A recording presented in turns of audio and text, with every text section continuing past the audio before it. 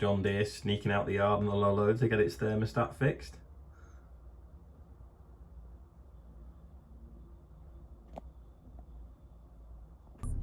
Got this that we think's the problem. Going to take it to a place that does rewind, see if they can test it and maybe fix it for us. It's out with the inverter. Adam's back with the ambulance after dropping his tractor off to get the thermostat sorted at the dealership. Adam's birthday present has arrived. There's 3 of them because he's got 3 John Deeres. That's the cab filter out of that tractor. It's done 300 hours already, and that's the state of it. Draining stones going there, falling off the lines coming that way, big trucks going that way, pipe bedding's going this way. Nick's just getting the odd little bit of plastic out of it. And that's pipe bedding. There's a drone up there. Stephen's just looking at the NHS now. Got a bit of a blue tinge to it. We're going to fly over it and see what it looks like. As it comes. Oops, focus.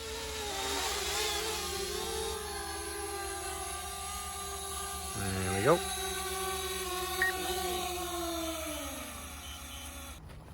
At the NHS now, hopefully you can see it a lot more blue on the camera than you can yesterday, but in real life it's really blue. Full of butterflies as well.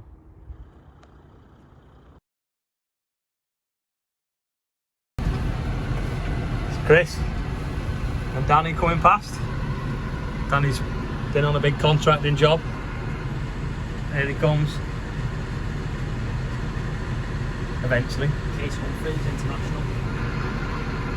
How long is it going to take you? Oh, he's coming. He's here. He's here, flat out. In his newly air-conditioned combine. It's a narrow chassis Lexion. Bloody farmers holding up on the road. It's on our way with Caleb to get some straw. There's Sam baling, collecting straw up. Chill that. Bill.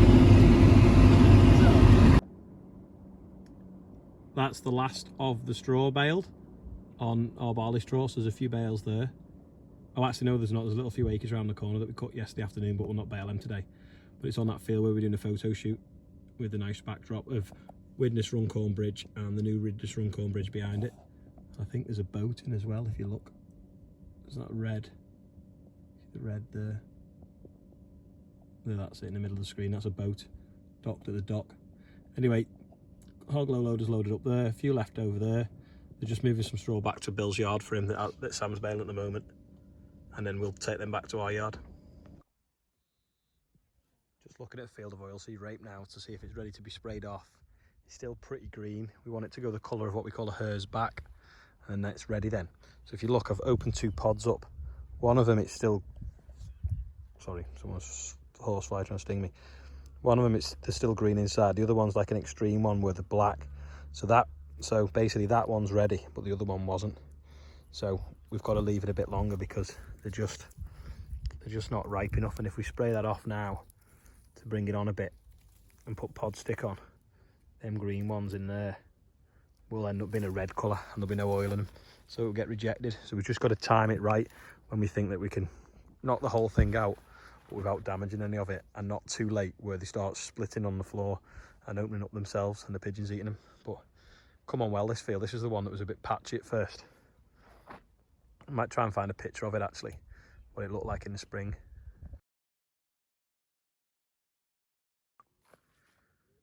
Come to check on a field of wheat now. I thought this was miles off harvest a few weeks ago because it was still green. Now, if we get ahead of it, sort of thrash in our hand, thrashes really easily, and it's obviously orange now. When you bite it, get a piece. If we bite it, hear it crunching, that means it's dry. Potentially we should be cutting this today, to be honest, but instead we're getting straw in and messing around, getting stuff ready for the sunflower maize. Or maybe tomorrow we'll come back and cut it and then bale it on Friday before it rains on Saturday. This field of rape, the agronomist thought we should have written off because there wasn't much on it. But at the time, there wasn't many options to put anything else on it. So we've kept it, but I'm thinking it's still going to yield enough. And even if it only does, you know, 3/4 of a tonne to the acre, it's still better than putting a spring crop in, because rape at the moment's worth about £500 a tonne. But I think it could do near a tonne to the acre. Nice if it did more, but we'll see. But just a little bit weedy, but still, there's plenty there. They are mostly black in the pods. So I think we'll get in and do this. It's got a bit of weed in it as well. Some fields will get away with not having to put to spray off. They will just direct cut them. But this one, it's a bit weedy. We need to tidy up a little bit, so we'll put Roundup on it, glyphosate, even the ripening. Get in, put some pod stick on, stop the pods shattering before we get to, if we get any heavy rain or thunderstorms or hailstone, and then get it in the shed. Just brushing the floor from barley so that we can go on to wheat. We thought the wheat was ages off. Anyway, it turns out it's not. So I'm just waiting on a phone call back to see if there's a premium for going cutting. And if there is, we're going to go and cut some. But I don't really want it just in a way, unless I can make a bit more money out of it. But we'll see what comes back. Although I could do with the straw for the sunflower maize, mark the car park out, because that wheat straw's worth a bit less than barley. So we might just go and cut it anyway. I'll just see how long it takes to clean this out. It seems a rubbish job shoveling the last bit of barley out the shed on the drying floors, but it's nothing compared to shoveling it out of a 40-tonne bin, the last 10 tonne out the bottom. So just got it all cleaned out now, ready for wheat. You can't sell from an empty shop window, so we'll go and cut in wheat. It's like technical hitch. Traffic jam behind us, can't fit through that gap. He's unloading some stones, so we're going to have to wait. Just give it way to Sam.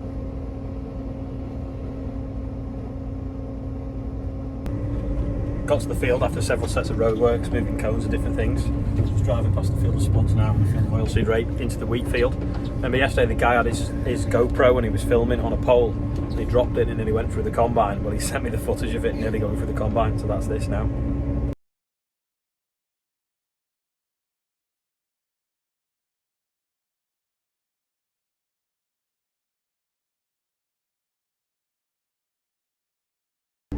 Not sure if you can see on the camera, but there's literally hundreds of butterflies all circling around. I don't think you can actually.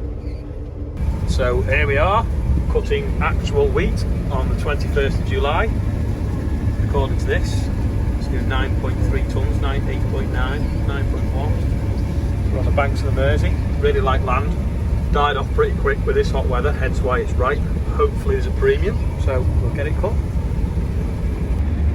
This bit floods with the tide, so you've got like a little sort of like, I don't know, it's not even a 1/10 of an acre that's a bit green, but it'll all mix in because the rest seems pretty dry, judging by the dust. Just waiting for a trailer now. But you can see it's spilling out the top of the tank onto the roof, and it sounds like it's raining or hailstoning. Call that cab corn. I blew it off last night because it had barley on it. Anyway, I'll go and have a look now and we'll see what it looks like. But I bet you there's a pile of wheat on the top of it because I've just heard it sort of falling down. Yep. Yeah, there's a pile on the cab. Hopefully James won't be too long with the trailer. Liverpool Airport is over there where that plane's heading. Loads of people said yesterday, which airport is that? I did say in the video we're by Liverpool Airport, but I don't know why no one listened. Sounds like there's plenty of demand for a calendar, but, just make my face even more dirty. But do people want one with tractors on, or do they want one with landscapes on? So you'll have to let me know below. Oh, there's the trailer. The fast track just turned up. There he is. Flat out. Kicking up a bit of dust. Still got the escort vehicle sign on it.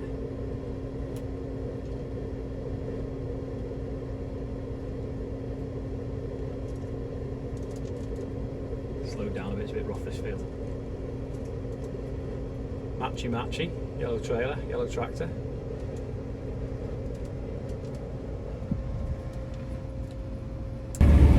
First load's made it back to the yard and it was 23% moisture, but it was the bit from over in the corner that the tide comes on.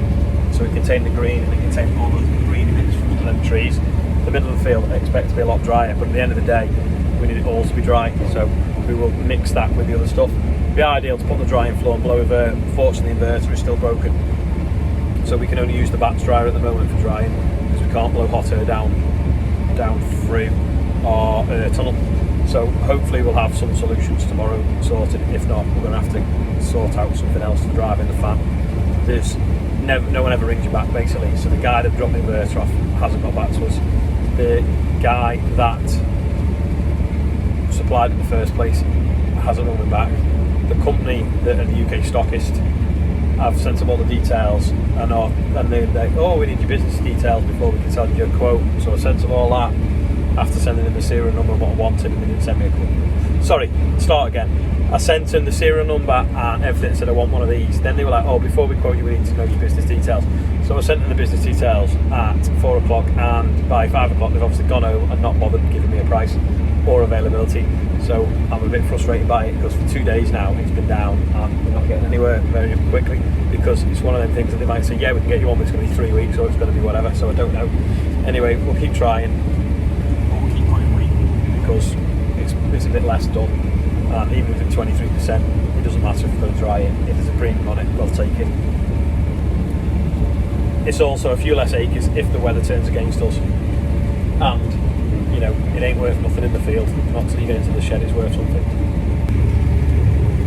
This was a really light sandy field as well, so yield wise I think it's going to do about 3 tonnes to the acre, which is about 7.5 tonnes to the hectare, which is not, we want 4 tonne or 10 tonnes to the hectare, but considering it's on light land, it's suffered with that really dry weather in the spring, and obviously this dry weather now is obviously what's making it ripen. But if it's done 3 tonne and it's one of the worst fields, I'm quite happy with that. Well, I'm not, but it's better than it being worse. Early indications mean that the rest of the stuff could be good, you see.